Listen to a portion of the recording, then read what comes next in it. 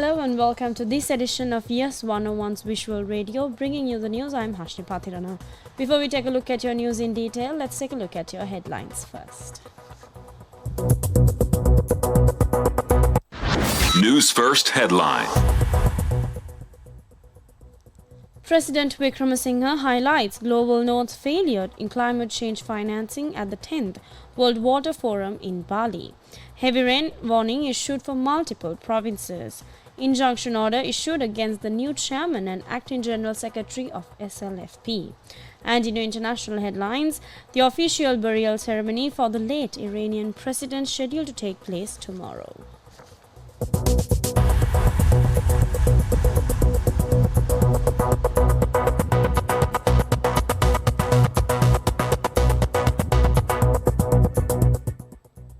Now taking a look at your top local story, President Ranil Wickremesinghe delivered a compelling speech at the 10th World Water Forum held in Bali, Indonesia today, highlighting the stark contrast between global funding priorities, pointing out the willingness of the global north to fund death and destruction in Ukraine while showing reluctance to finance measures to combat climate change. Now, accordingly, President Wickremesinghe proposed a 10% levy on the annual profits of global tax evasion assets deposited in tax havens, estimated at $1.4 trillion annually. He suggested that funds raised through this levy could support blended finance projects focused on climate change adaptation and mitigation. In his opening remarks, President Wickremesinghe extended his gratitude to President Joko Widodo of Indonesia for hosting the event, which centers around the theme Water for Shared Prosperity. He praised Indonesia for its leadership in promoting the sustainable management of lakes resolution at UNEA 5, emphasizing the collective responsibility in managing water resources essential for all life and ecosystems.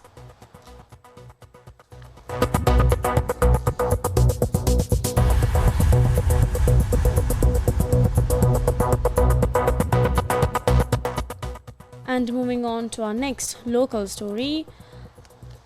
In weather news, several rivers have reached spill level due to the prevailing heavy showers. The Department of Irrigation said that sluice gates of many reservoirs have also been opened. Heavy showers exceeding 100 millimeters were reported from the western, Sabaragamuwa, northwestern and central provinces, and also from Gol and Madara districts. Now, accordingly, the Attanagalu Oya has reached minor flood levels in the Dunamale area. The Met Department has advised the general public around the area to be cautious of the situation. The Kala River is also at risk of overflowing.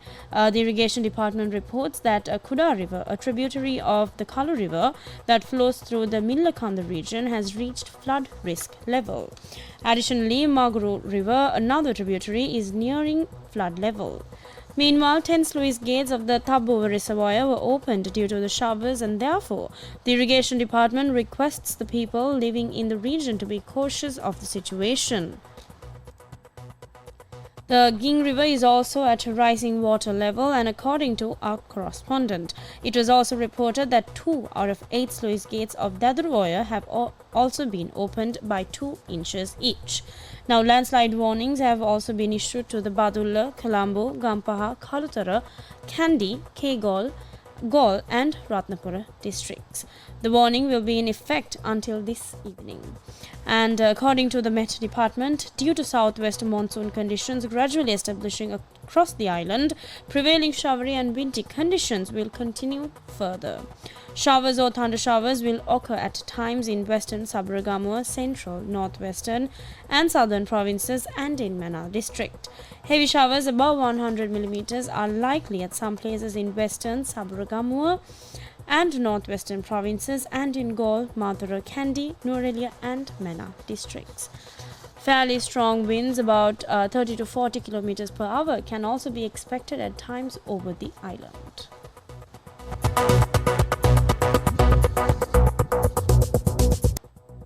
And bringing to a more local news, Colombo District Judge Sandon Vithana issued an order today preventing Minister Dr. Vijayadasa Rajapaksa and Kirti Udawata from serving as the SLFP Chairman and Acting General Secretary respectively. Now, this order will be in effect until the 3rd of June. The order was issued after considering a petition filed by the Acting General Secretary Tuminda Disanayake.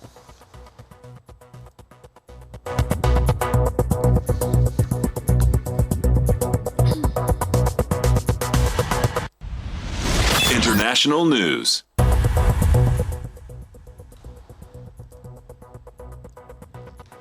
And moving on to news from overseas, the official burial ceremony for the late Iranian president is scheduled to take place tomorrow, with Ibrahim Raisi likely to be interred in the Iranian city of Mashhad, a significant religious hub for Shia Muslims, which is also his birth city.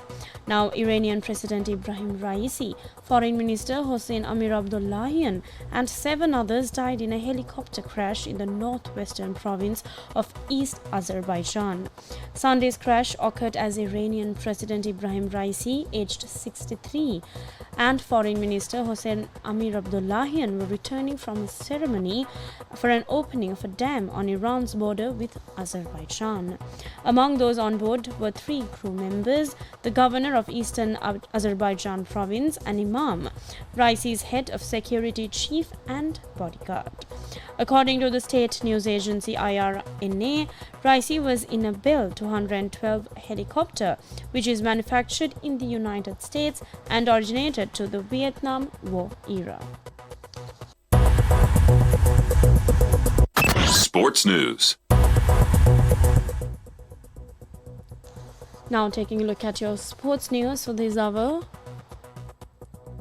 Molly McCann will face Bruna Brazil in a strawweight bout at UFC 304 in Manchester on the 27th of July. Now, Liverpool's McCann, 34 years old, dropped down from flyweight in February, beating Diana Belbita to hold a 2-fight losing streak. The event at Manchester Hoop Live Arena is headlined by Birmingham's Leon Edwards, who will defend his welterweight title against American Bilal Muhammad.